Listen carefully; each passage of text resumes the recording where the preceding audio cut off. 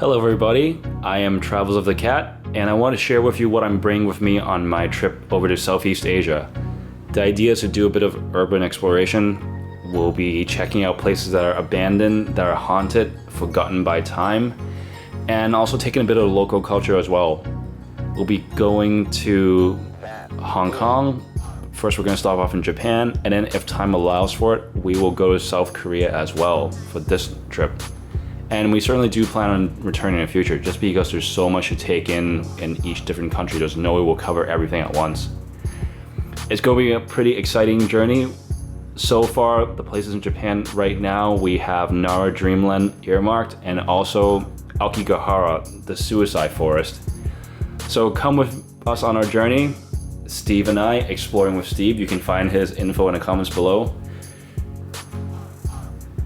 A quick note in the gear selection process. First I thought, what is the whole point of going there? Or what am I going to do on this trip? Which is, of course, to film abandoned places. And of course, that gave way to the audio and equipment and video equipment that I'm bringing with me. The cameras, the lights, the batteries, etc. Memory cards, of course. But at the same time, safety is a paramount concern. So that brought forth the other items, such as the flashlights, the fire starter, the fuel, the glow sticks, the drinking life straw, because you never know what you're going to run into in these different situations. And when you're in the middle of nowhere and there's absolutely no help coming, you and what you have, it's all that's going to get you through a situation, if you're going to get through it at all. And you might think, well, this might be a bit extreme, but consider this though.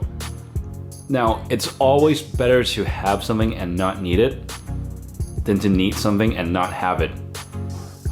With that in mind, okay, let's say something bad happened on this trip, okay? Versus if nothing bad happens, all right? Well, if nothing bad happens, you might be a bit tired carrying this extra weight around. But look, there will never be a day when from now on until the day you die where you think, oh man, I regret bringing that stuff with me. No, you're going to be relatively happy and at least not burdened by some thought where, oh, I could have prevented this from happening, or I could have prevented that.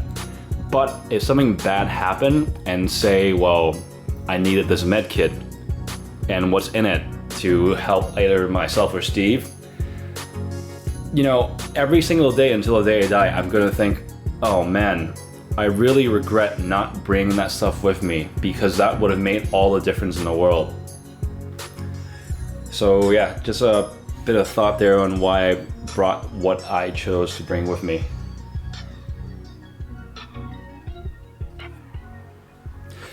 Alright, anyways, let's get to what I brought.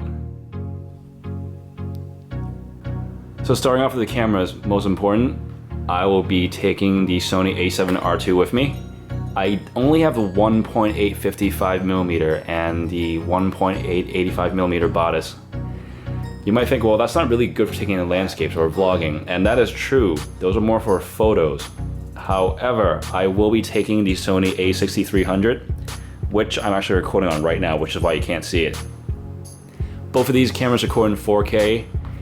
And that's an important note, because whenever possible, I will keep recording in 4K for you. I want everyone to see as much detail as possible in each of these places that we're going to. Now, recording in 4K does take a lot of energy, so have plenty of batteries. I actually have two more that you can't see, one in each of the cameras. Hopefully that will last us for however long we're going out. Those are not condoms, those are Zeiss lens wipes. You never know when you're going to need to clean your lens, especially out in the middle of nowhere. You certainly don't want to do anything such as, breathe on it, use your shirt. No, you're only going to scratch your coating off the lens, and that's going to be no good. Also, I'm bringing the Rhodolite Neo. That's an LED light. It's very good. You can adjust the temperature, you can adjust the power output. That's an absolute must for anything indoors that we're going to be filming. Lots of extra batteries for it as well. Those are all Panasonic Eneloop Pros. Those have, I think, about 1550 mAh or 1700 mAh per cell. Anyways, they're rechargeable, so I don't have to keep going through them buying batteries everywhere I go in Asia, even though it might be relatively inexpensive. I do have CR123A cells too. Those are for the flashlights, the ones that you see down here. The Surefire wrist light and also the Streamlight ProTac. I'll actually bring to the Streamlights. You can't really bring enough lights with you no matter where you're going. You can't see it, but actually mounted on a backpack on the shoulder strap, I have a Streamlight TLR just for seeing in the dark anywhere I go.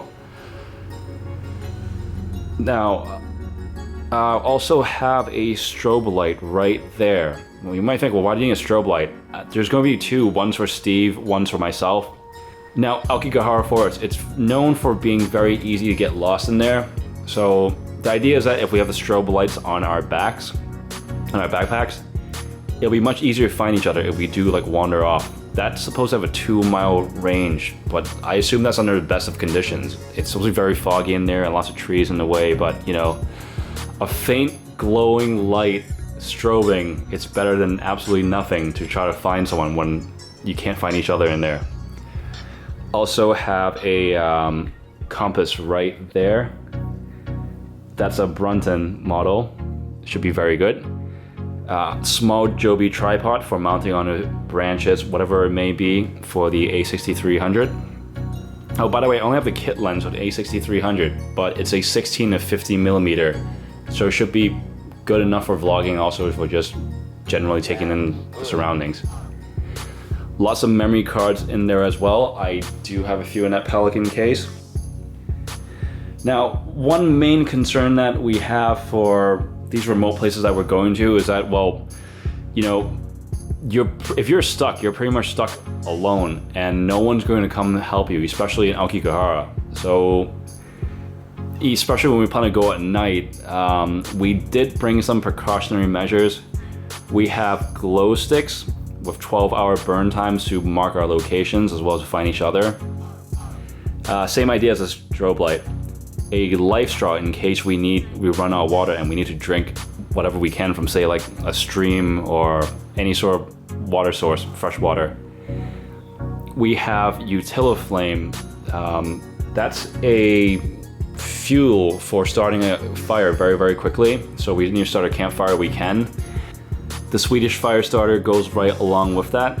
So we can guarantee that we can start a fire if we need to in the middle of the night, to either keep warm or somehow cook some food that we have, anything that might come up, or just to have a campfire for morale. Mylar emergency blankets. So I have one for myself and one for Steve. You know, they're very, very thin. They are the material that they used to wrap on satellites, or they still do, I'm not sure. But either way, they're one of those things that came out of NASA, like Tang. It reflects about 80% of body heat back to you, which, you know, it's very thin, and if you think about it, it's not going to be comfortable, but the idea is not to be comfortable. The idea is that it keeps you alive, and, you know, that's the least of your worries, comfort, when you're just trying to make sure you get out all right. Now, I will be storing a lot of personal data on that USB. You know, pictures of my passport, pictures of my ID, so that if I do lose my passport and ID for some reason, I still have at least a backup to show the embassy if I need it, so I'm not completely out of luck. iPad for any sort of light reading that I might have on the airplane, or just referencing photos, maps, offline maps in particular, anything I might need to come across. I'll also be bringing 2 phones with me. My primary is my Sony Xperia Z5 Premium, and my secondary is my old phone, my Sony Xperia Z3. Smartphones these days, although technologically advanced relative to what's available before, they are very fragile, so if I drop it, it cracks, or I lose it, anything that might happen, I get pickpocketed, I still have at least a backup phone with a SIM card in there, ready to go anytime I need. All these phones though, I mean, I have a 20,000 milliamp hour battery there, so it should provide plenty of juice, and I don't have to keep going for charges. Now this backpack that I have right here is a triple aught design, Lightspeed. I mean, it's very, very comfortable. The straps are very thick, and they're just wide enough to distribute the weight around you. It has a chest strap, which is extremely important for any sort of hiking or walking that you're going to be doing throughout the day. It doesn't hold too much, but I can hold everything that you see here relatively well before it's at about the limit though, what I can carry. I'll be doing a more extensive review on the triple aught design Lightspeed pack later on. I mean, this thing has gone with me everywhere so far, and it's going to go with me all these places that I go to in Asia. The medical kit is very, very important. I have everything from, say, tourniquets in there, I have sea-locks, I have gauze, I have some minor drugs in there too, like Advil painkillers, Tylenol, triple antibiotic ointment. Again, I'll be doing a review on that extensively later on, just not right now in the scope of this video, just to get an idea of what I have in here. And for gloves for climbing around, I will be bringing my Pig Bravo gloves. These are the fire resistant ones, which is not really necessary fire resistance. It's a cool feature to have. But at the same time, I don't have to worry about getting my hands dirty, so to say, literally, when I'm going around these places. You know, especially the abandoned places, you don't know how long it's been since anyone's been there, and you really don't want to, say, climb through a fence or crawl through a hole and then use your same dirty hands to go eat when you take a break. Now, I know I went through everything pretty quickly, but I just want to give you an introduction to what I'm bringing with me. If you have any questions or want me to go through anything more in depth, I'm more than willing to do it. Just let me know and I'll make another short video out for you guys.